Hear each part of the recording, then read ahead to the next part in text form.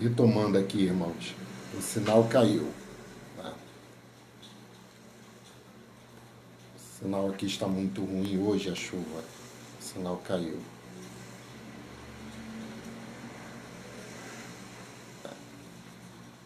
Espero que todos estejam retornando. Houve uma queda aqui do sinal.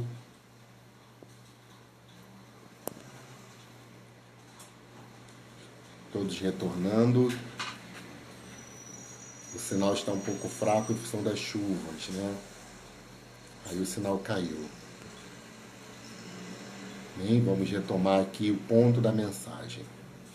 Então, eu estava falando do silêncio que nos é imposto, do silêncio que estava sendo imposto àqueles irmãos que viviam um período de perseguição. A igreja naquele momento vivia um período de perseguição e ela estava sendo oprimida, ela estava sendo perseguida para que ela silenciasse.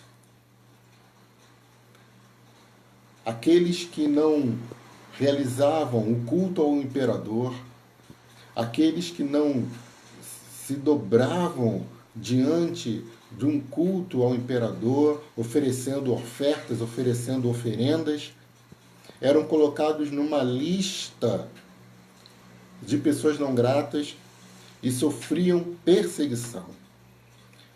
Sofriam perseguição extrema. Sofriam uma perseguição implacável. E essa perseguição, ela tinha como objetivo impor-lhes um silêncio. Silenciá-los. O evangelista, o apóstolo João, ele foi levado à ilha de Patmos, um local que ficava lá na Ásia Menor, próximo hoje do que nós conhecemos como a Turquia, ali, beirando ao mar Egeu, uma ilha que, se não fosse um presídio, se não fosse uma espécie de asilo político, seria um local belíssimo, belíssimo. Olhava-se para um lado ou outro um mar azul, mas João foi colocado ali em função de não deixar silenciar. João foi colocado ali porque ele não silenciou. No início do capítulo 1 do livro de Apocalipse, o texto nos informa, o texto nos fala que ele foi colocado ali, que ele diz o João, né? Porque eu fui enviado para Patmos por causa do Evangelho. Curioso que quando nós observamos essa conjunção no idioma, né, na língua original, não fala por causa do Evangelho, mas para o Evangelho. Ou seja, João foi colocado ali também para testemunhar, para receber de Deus a revelação, o Apocalipse, a revelação de Deus. E esse silêncio que foi imposto para aquela igreja, e essa forma de querer silenciar a igreja, que é uma perseguição que atravessa séculos e séculos, impostas por grupos, por estados nacionais, né? Essa maneira essa perseguição que muitas vezes se instaura contra a igreja do Senhor, contra aqueles que querem pregar o Evangelho de Deus, que visa necessariamente impor-lhes um silêncio, impor-lhes uma mordaça na boca. Nós, de uma maneira muito ingênua, poderíamos chamar de Apocalipse. Porque normalmente nós associamos a palavra Apocalipse, né, a coisas que não são boas. E nós poderíamos dizer que aqueles irmãos estavam vivendo um apocalipse. Poderíamos dizer que João estava vivendo o Apocalipse, mas, irmãos, João não estava vivendo o Apocalipse. João foi visitado pelo Cristo ressurreto para ser um canal da revelação de Deus. Então, João não estava vivendo o Apocalipse no sentido negativo, como muitas vezes nós empregamos, como muitas vezes nós falamos, e aqui caiu, parecia o Apocalipse, né? Quando nós nos referimos a algo que não é bom. Mas o que está acontecendo aqui é que o Apocalipse é uma coisa muito boa. O Apocalipse é a revelação de Deus. O Apocalipse não é para nos impor medo, o Apocalipse não é para nos impor receios, o Apocalipse não é para nos impor insegurança, pelo contrário. O Apocalipse, ele visa, ele é o recado de Deus, é a revelação de Deus, que visa trazer ânimo, restabelecer a confiança num Senhor que tem domínio, que tem controle sobre a história. Um Deus que governa a história. Um Deus que tem poder sobre os sistemas políticos e econômicos deste mundo. O Senhor que tem poder sobre a natureza, sobre o ecossistema, sobre toda a forma de vida que está sobre este planeta. O Senhor que governa os astros, que governa os planetas. O Senhor que governa as galáxias. O Deus Todo-Poderoso, que tem controle sobre a história, visitou João e falou: João, eu vim aqui trazer revelação. Revelação para trazer ânimo, trazer confiança. Para vocês entenderem que eu vou voltar. E essa confiança na revelação é a confiança de saber que o Senhor voltará. A promessa do retorno do Senhor é o que nos traz confiança. É o que faz a gente entender que todas as circunstâncias contrárias e ruins que acontecem nesse mundo são passageiras. Que todas as enfermidades, todas as mazelas, todas as dores, todos os desastres, toda a fome, toda a perseguição, toda a violência, toda forma de guerras, tudo isso é passageiro diante da verdade solene de que o Senhor voltará, de que o Senhor nos reunirá com Ele em comunhão, de que esse encontro será um encontro da igreja completa, da igreja que adora o Senhor hoje diante do seu altar, com a igreja que milita na terra e também o adora no tempo presente. A promessa do seu retorno traz segurança ao coração, não medo. A segurança de que não importa os desastres naturais que surjam, não importa a perseguição que se instaure para silenciar-nos, o Senhor voltará. O Senhor virá.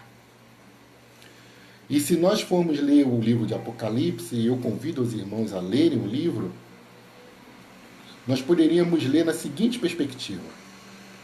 O livro de Apocalipse, o livro de Apocalipse não é um livro que deva ser lido como se fosse uma sequência cronológica do capítulo 1 ao capítulo 22. A melhor maneira de nós lermos o livro de Apocalipse é entendermos que este livro possui ele é um livro que deve ser lido como sessões. E se nós abordarmos o livro como sessões, nós vamos perceber que o livro possui 7 sessões. Uma sessão do capítulo 1 ao capítulo 3, que fala dos 7 candeeiros. Uma outra sessão que fala do capítulo 4 ao capítulo 7, que trata dos 7 selos. uma outra sessão que fala do capítulo 8 ao capítulo 11, que falam das 7 trombetas. Depois, uma quarta sessão que fala do capítulo 12 ao capítulo 15, que trata do dragão, né? Das forças do mal que se levantam. E depois, do capítulo 16 ao capítulo 18, que fala justamente da queda da grande Babilônia, a religião prostituída, a religião geral prostituída. E depois tem o final, a última parte, justamente que engloba a consumação. São 7 sessões e cada sessão está tratando de um único tema, de uma única verdade: a vinda do Senhor. A vinda do Senhor que dá a certeza para aqueles irmãos que estavam sofrendo em Roma a perseguição, de que o sofrimento presente não era comparado à excelente glória e às bênçãos espirituais que estavam por vir. É a mesma vinda, é a esperança na vinda do Cordeiro, é a esperança na vinda do Senhor que traz para nós hoje, sabe, a confiança, a segurança necessária de que a presente tribulação que todos nós estamos experimentando, seja Covid-19, seja desemprego, seja guerras, seja violência, seja o que for, não é e não será comparável às bênçãos excelentes, a bênção e a excelente bênção da vinda do Senhor e do seu encontro e das bênçãos espirituais nos céus com o Senhor. Então essa verdade, irmãos, que traz segurança para nós, ela é tratada em todas as sessões do Apocalipse, como eu já referi aos irmãos há pouco tempo. E cada uma dessas sessões, elas tratam do mesmo assunto, de forma análoga, de forma paralela, que é a vinda de Cristo. Essas mesmas sessões, elas podem ser vistas e estudadas como os evangelhos de Jesus, de Mateus, Marcos, Lucas e João, que tratam do mesmo tema, de forma análoga também, que é o nascimento e o ministério, a morte e a ressurreição de Jesus. Da mesma forma que Mateus, Marcos, Lucas e João, eles tratam da mesma questão, da mesma forma que os evangelhos, eles falam do mesmo assunto, numa perspectiva com ênfases diferentes, mostrando ângulos diferentes. Apocalipse também, da mesma forma, através dessas 7 sessões, tratam da vinda do Senhor, também com ênfases diferentes, em perspectivas diferentes. E essas questões, elas historicamente se sobrepõem, são sobrepostas umas às outras. E nós estamos neste momento no capítulo 8, no verso de 1 a 5, aonde o texto inicia, onde João fala que o Cordeiro abriu o 7º selo. E os selos aqui no texto representam justamente essa perseguição que o mundo impõe à igreja. A perseguição que aqueles irmãos estavam sofrendo. Abrir os selos é estar diante do sofrimento. É estar diante de um sofrimento que tenta minar a nossa fé. Um sofrimento que tenta nos desanimar. Um sofrimento que tenta esvaziar a nossa esperança. Um sofrimento que tenta simplesmente drenar a nossa esperança em Cristo. Um sofrimento que tenta simplesmente fazer com que a gente pense que o Senhor no céu está em silêncio.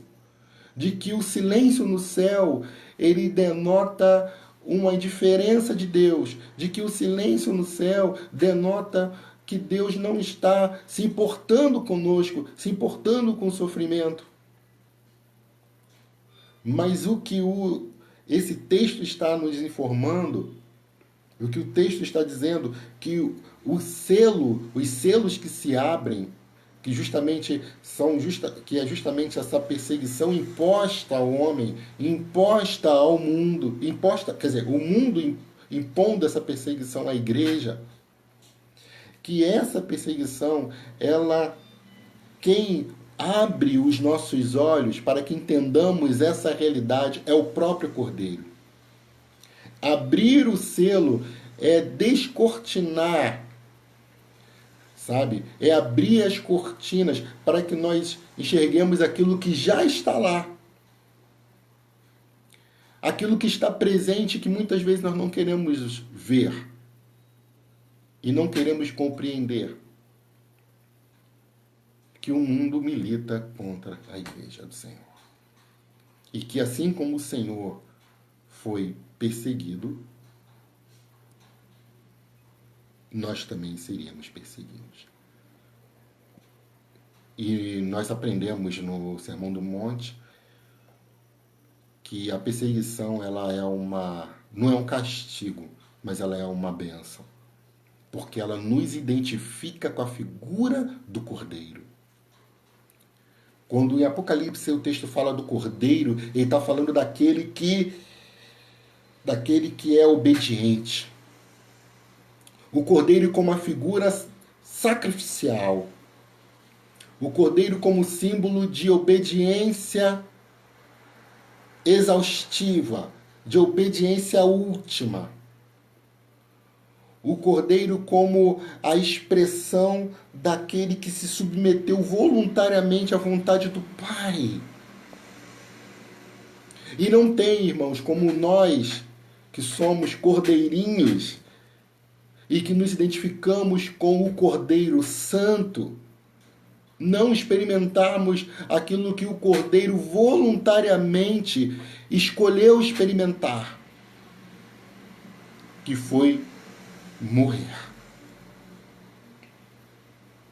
Nós fomos chamados para morrer. Morrer para o mundo, morrer para nós mesmos.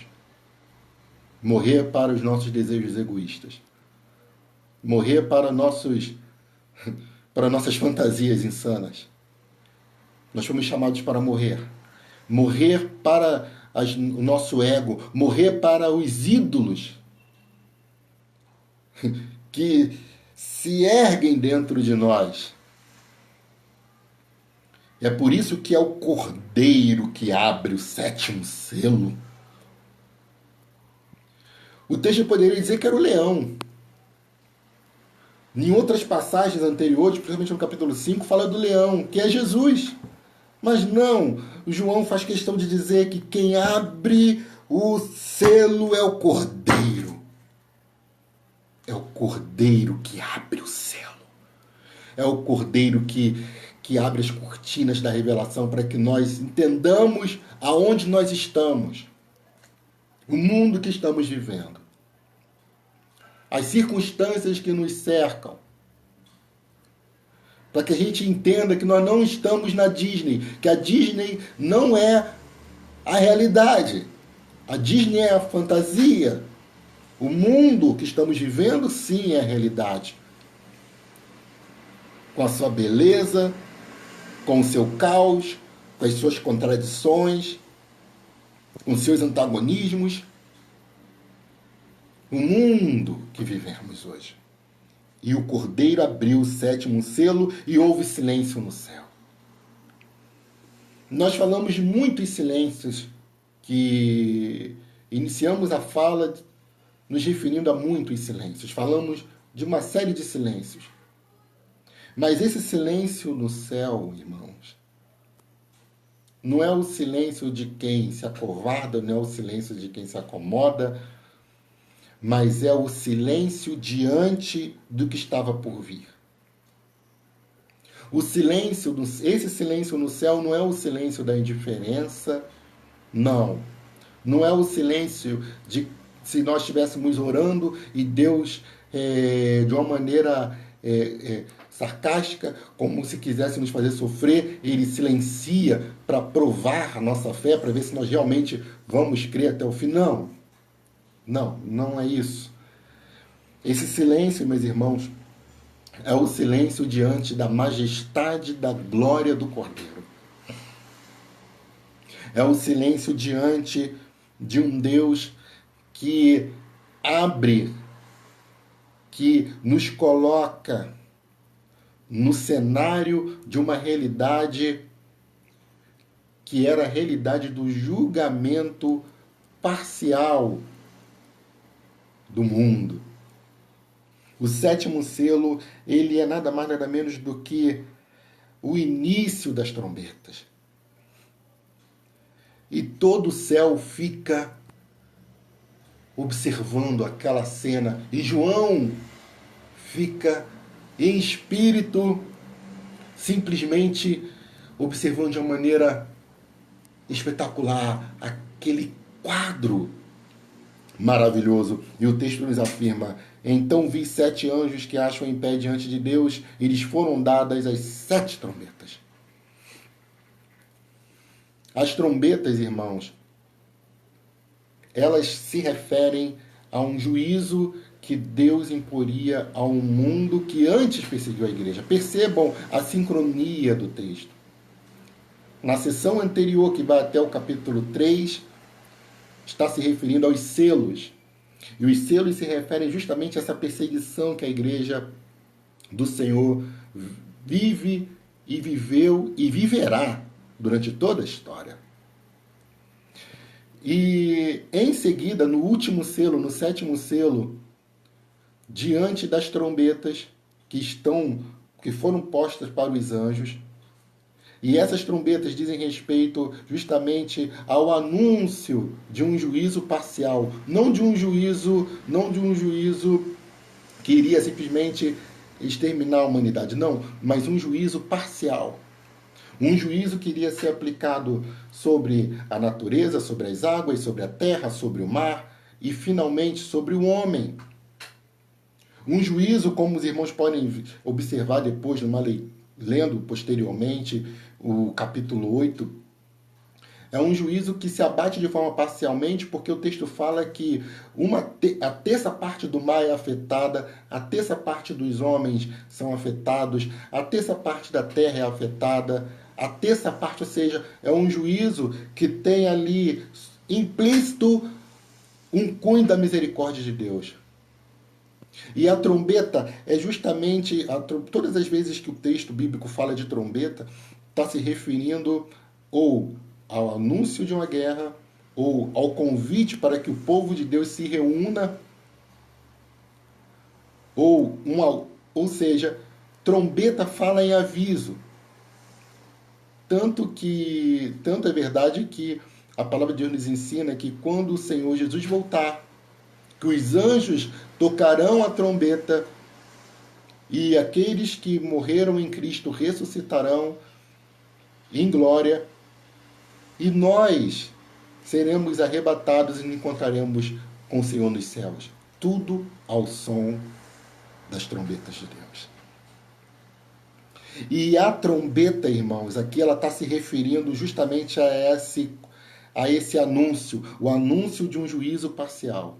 O anúncio de um juízo que mistura, que é um juízo que visa chamar o povo para o arrependimento. É um juízo que visa dizer para o mundo: olha, eu estou dando mais uma chance para vocês. Porque é essa a graça de Deus. Até quando Deus aplica o seu juízo ele vem permeado de graça. Porque é sempre com o objetivo de fazer acordar, de fazer com que as pessoas entendam que o Senhor está chamando para o arrependimento. No verso 3 diz assim: veio outro anjo e ficou de pé junto ao altar com incensário de ouro. E foi-lhe dado muito incenso para oferecê-lo com as orações de todos os santos sobre o altar de ouro que se acha diante do trono. Meus irmãos, no verso 3 surge aqui uma verdade belíssima.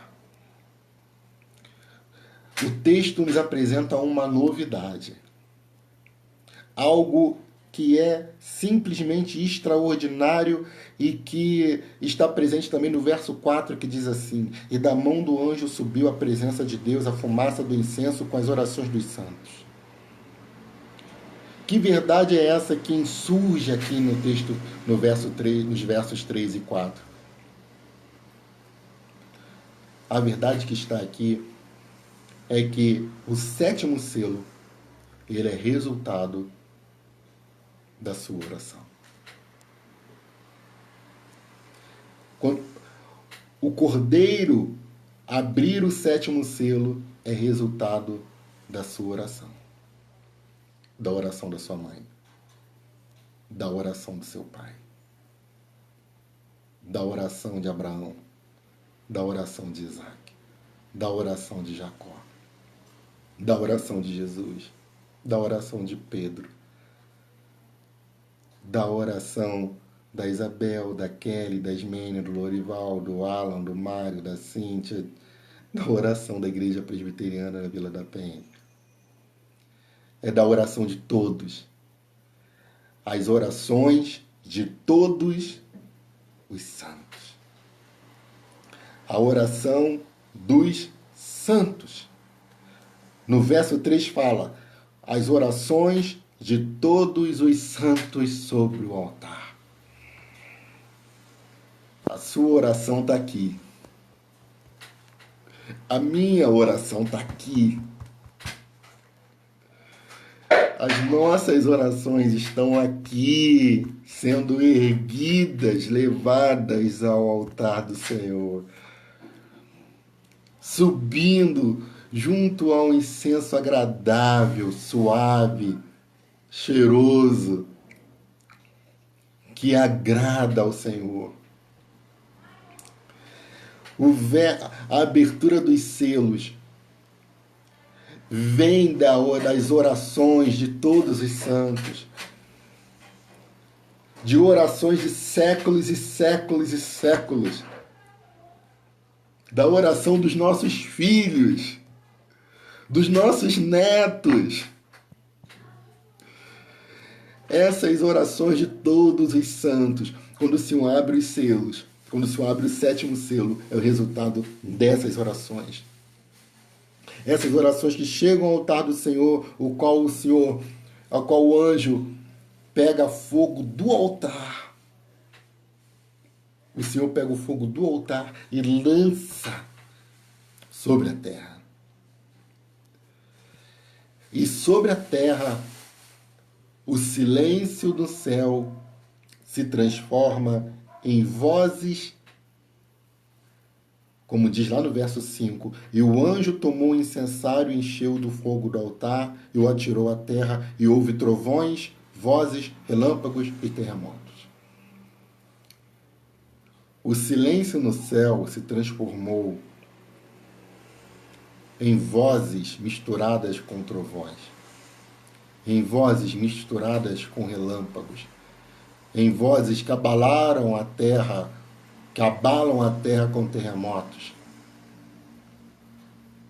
Essas orações, que esse prelúdio das trombetas, o preâmbulo das trombetas, eles simplesmente são vozes que se misturam com trovões, que se misturam com relâmpagos, que se misturam com terremotos, avisando ao mundo que é chegada a hora de arrependimento, de reconhecer que o Cordeiro de Deus que tira o pecado do mundo, que morreu e ressuscitou, voltará. Essas vozes que se misturam com trovões, que se misturam com relâmpagos, que estão misturadas com terremotos, são resultados das nossas orações. É resultado é Deus respondendo à oração. Por isso que o tema desta manhã é silêncio no céu e a resposta de Deus. Porque O silêncio no céu, o texto de uma maneira muito, muito interessante, faz uma intercalação de versos, onde de um verso há silêncio e no outro verso há trovões, há trombetas, há relâmpagos e terremotos.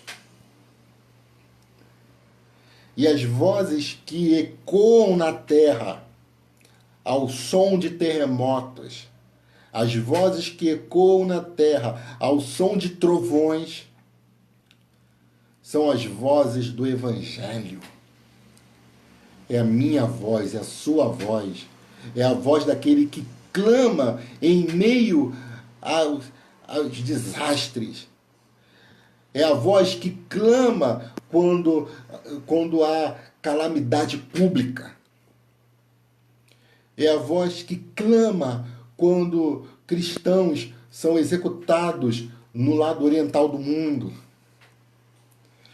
São as vozes que clamam quando terremotos engolem cidades inteiras e nós nos colocamos de joelho falando: Senhor, tenha misericórdia e cuide das famílias, cuide das vidas. São as vozes que estão em meio a terremotos, que estão em meio a trovões, que estão em meio a relâmpagos. Vozes que ecoam no caos. Vozes que funcionam como o prelúdio de trombetas que tocam dizendo: arrependam-se, voltem para o Senhor, entreguem suas vidas àquele que é santo, que é justo, que é poderoso. Reconcilie-se. Reconcilie-se com a sua mãe, reconcilie-se com o seu pai, reconcilie-se com o seu irmão, reconcilie-se com a sua esposa, reconcilie-se com o seu filho. Ajuste sua vida com certas coisas. Mexa-se. Não seja indiferente. Não seja estúpido. Não fantasie. Não fique como que tivesse num mundo que não é esse, num mundo pequeno, num mundo teu, aquele mundo seu, aquele mundo que ninguém entra, aquele mundo fechado, aquele mundinho fechado, fantasioso. Não, acorde, porque as trombetas vão soar e a sua voz precisa ser ouvida. Vozes em meio a relâmpagos, vozes misturadas com trovões, vozes que são ecoadas diante de catástrofes, de terremotos, vozes que ecoam diante da fome, diante da violência, diante do caos, diante das dificuldades, diante da doença, diante das pestes. Vozes que não se calam. Vozes que não se calam. E aí os anjos se prepararam para tocar. Do silêncio no céu, as vozes na terra. Do silêncio no céu, há vozes na terra. No silêncio no céu, ao fogo do altar. Glórias a Deus.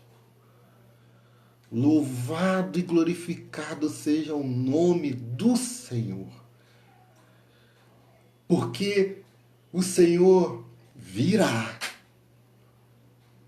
O Senhor está por vir. Que sejamos como virgens que cuidem para que nunca falte o azeite.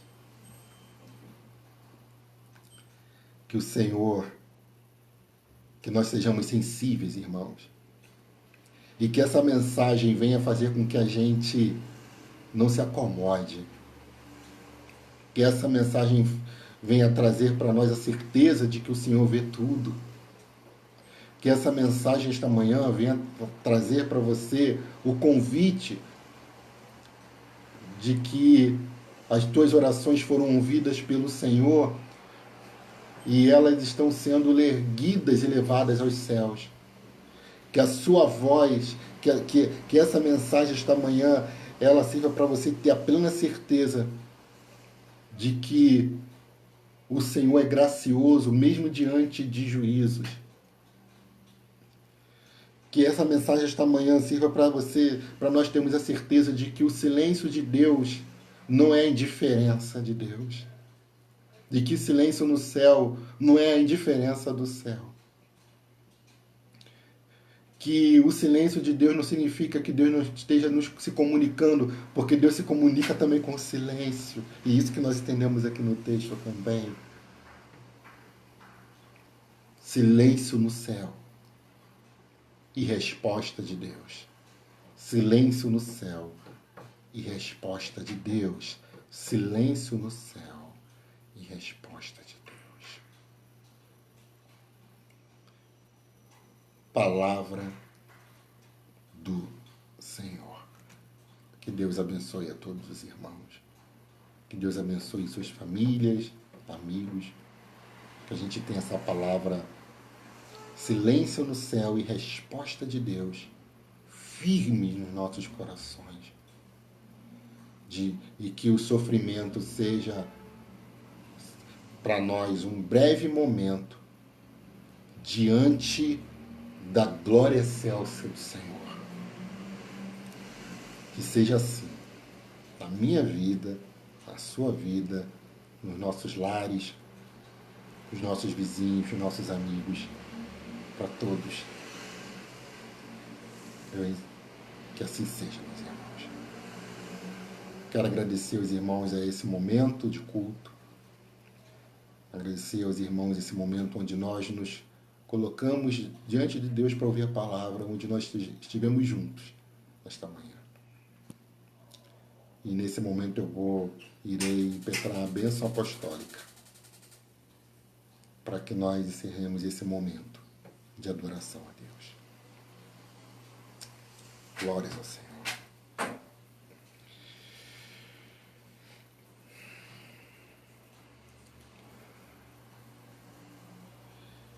Que a graça maravilhosa do nosso Senhor Jesus Cristo, que o amor de Deus Pai e as doces e infinitas consolações do Espírito Santo de Deus seja sobre a Igreja Presbiteriana da Vila da Penha, a primeira Igreja Presbiteriana da Vila da Penha, sobre nossos familiares, sobre nossa casa, seja sobre toda a Igreja espalhada sobre a face da terra, hoje e sempre, em nome de Jesus. Amém, amém e amém. Graças a Deus. Desejo aos irmãos um excelente domingo. Um domingo de paz, um domingo tranquilo em casa e que possamos estar juntos, né? Lembrando aos irmãos que haverá culto hoje às 19 horas com o reverendo Lorival. E que nós possamos não esquecer que o silêncio no céu não implica a indiferença de Deus. Mas se há silêncio no céu, há resposta de Deus. Palavra do Senhor. Graças a Deus. Graças a Deus.